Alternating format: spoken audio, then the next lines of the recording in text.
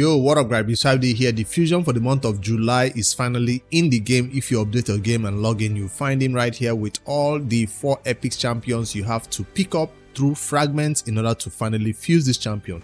As usual, in our usual traditions for creators and the community in general, we like to take a look at the fusion calendar and chart out a plan, a clear line of action that you will follow these few weeks that this fusion is going on. 2 weeks exactly and 10 hours this fusion will be going on. As usual, I have to let you know ahead of time, this is not a fusion you can save. For newer players, maybe this is your first or second fusion, you cannot save the fusion in the sense that there are fragment fusions like this that's come up, and when we complete them we can just leave them right here and pick them up whenever we want. But this is not that way. This fusion must be picked up by the end of these 2 weeks. What I say picked up, I mean you must fuse all these epics into this legendary and get this void legendary champion Titus Blackplume before this timer runs out. If you don't, all the time and effort you spent getting these champions during the fusion and the resources you spent will all be a waste.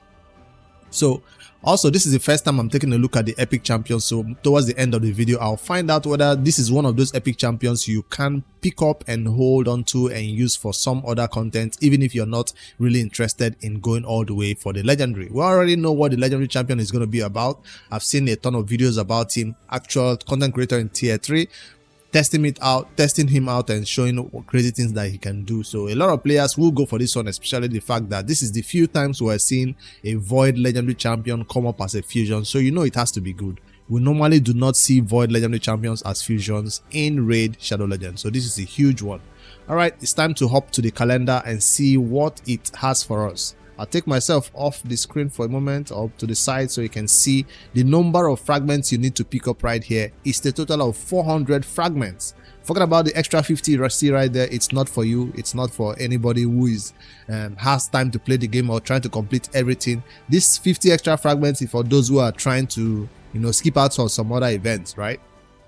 So a total of 400 fragments is available right here, and you can pick them up through all these events that has 25 all the way. Now there is one that is lying right here at the bottom. That's the one I say it's not for you, it's not for me, especially if you're free to play. Now personally, I will skip out on this 50 fragments because it seems like they are trying to make us summon 3 different times during a fusion. I prefer to just summon twice. Now this fusion will start off tomorrow officially for me, because that's the day that the summon rush kicks off. That's the day that the dungeon divers 1 kicks off, and both events, or especially the dungeon divers, aligns with this dragon and champion training. If you have any energy that is about to expire today, you might want to spend it in champion training instead of in dragon, because you want to wait until tomorrow when dungeon divers begins. That's when you go crazy in the dragon. So that's the first line of action, where a dungeon divers is not starting off with this calendar in order to make other things align with it. I guess that's why they always do it this way. Dungeon divers 1 will always cut across 2 other dungeons, like say dragon and ice golem is cutting across this dungeon divers 1.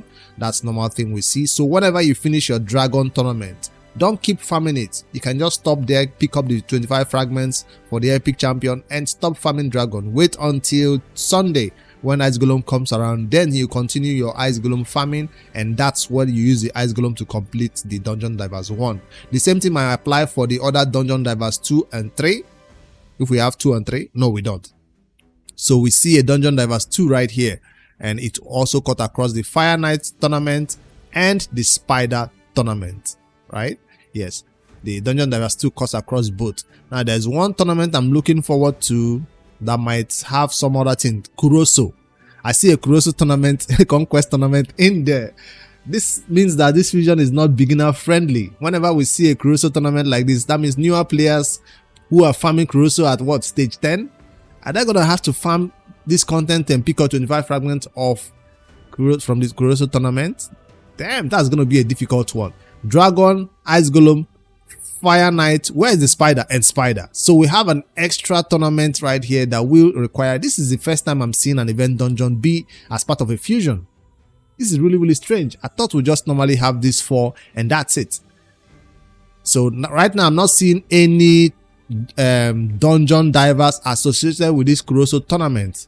That tells us something, that during this summon rush that most players will probably be skipping up skipping on, there might be some other event aligned with this Colossal Conquest tournament, because normally they don't give a tournament like this without the accompanying dungeon divers that wants to inspire you to go in there and farm that content. So this is really strange. I guess when we see the in-game calendar, we can tell what else is available right here. You can check right now, see if they've revealed it. Click the calendar in-game and you see this, which events are available right there. You scroll a little further. That's it. That's all the events. Okay, you can scroll and find out when the Colossal Conquest is coming up. Colossal Conquest tournament is coming up on the 9th. And I don't see anything special about it besides this primal quartz it has. And it doesn't even say if it is part of the fusion. Okay, it does show the fusion champion fragments right there. Yeah. For them to add this is really strange. And I don't see a dungeon divers associated with this one. That's what I'm looking for right now. I can't find any. No dungeon divers associated with that. I guess as the days go on, we will find more details about this event and share it with you. For now, I find that really strange that they will do that to players who are not yet at that level of farming Colossal at a high level right now.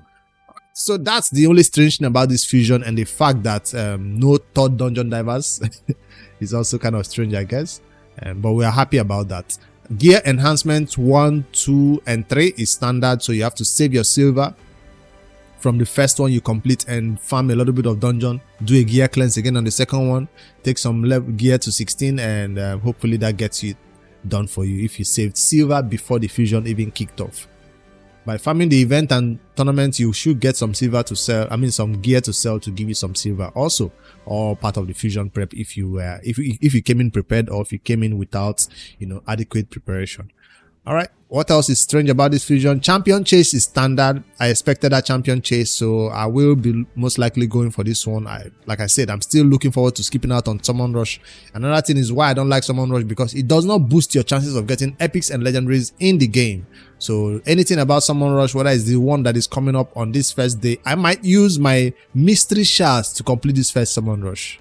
That's how much I don't want to summon my shards for summon rush events. But take note that this champion, the Goom Yellow Hand, is an epic champion, void epic champion specifically. So during the summon rush, most players might prefer to summon their void shards, and if you're one of those players who like to summon void shards for summon rush, you might be lucky enough to pick up an epic champion. The epic champion is available in this fusion. Hopefully you get him from your void shards when you're summoning shards for summon rush. Most players these days don't want to use their sacred shards for summon rush. So if you're one of those, wish you good luck when you're summoning your void shards for that purpose. I will want to stay at over 100 void shards at all times, so I'm currently low and I'm not going to be pushing for that content with my void shards. I'll use some secrets, or like I said, 3000 mystery shards. I don't know if that will get me the 25 fragments, but I'm ready to go all the way for it and summon everything and crunch all the food. Hopefully it runs with champion training so I can go along with that. Good luck to all of you. If you want CVC, go ahead and claim your rewards. I don't know if there's any other information. I said the epic. Let's take a look at the epic champion. For players who are not even interested in this fusion, let's see if this is a champion you want to get one copy of. He has an A1 that attacks one enemy 2 times. The first hit has a 30% chance of placing leech debuff for 2 turns. The second hit has a 30% chance of placing 100% heal reduction for 2 turns. Heal reduction for 2 turns. 30% chance, booked up to a 40% chance of leech and heal reduction. Alright, nothing special about that. It's the low chance for those 2 debuffs. Increased speed and continuous heal buff for 1 turn. Increased speed for 2 turns. On who? On all allies. 3 turn cooldown on increased speed and continuous heal. This is a good one. This is a good one. Let's see the A3. Attacks all enemies, decreases the turn meters by 15%. 50% chance of placing stun debuff on all enemies for 1 turn. I currently built, or the last video I talked about, a stun champion who I currently want to use in Soul Cross stages. So he feels like he might fit the bill for that type of content also with this AoE stun. Even if it's a 75% chance to stun when you fully book it, at least it's a 3 turn cooldown and he is void affinity. So this is a very good way for a stun champion to appear in raid, especially the fact that he's void. It's going to be a good one. So if you're not going for the fusion, I say this champion is worth holding one copy of and keeping for yourself in case there's a content where you need this AoE stun to come in handy. Now his passive, whenever an ally is attacked, fills this champion's stun meter by 5% once per hit. It almost looks like it's a champion that I've built or used before. But anyways, that's what this champion is all about. Definitely worth picking up a copy of if you're not going for the fusion. Take note of that. So we have the classic arena takedown 2, which are standard. And this time around, these extra fragments we normally see, they are not put into champion training or summon rush, pulling extra summons for summon rush, going extra mile in the summon rush. That's why they split it into 2. One summon rush coming up this weekend and another coming up this Thursday. So that's the strange thing about this fusion. And if you look at this calendar before the fusion begins like this, you have to see this ahead of time and know what you want to go for and what you want to skip on. So use this information to chart out your plan the way you want to. You can go for this first and second summon rush and call and skip out on 2 other events, or you can do what I do, go for every other event in here and forget about anything extra that is outside this little circle.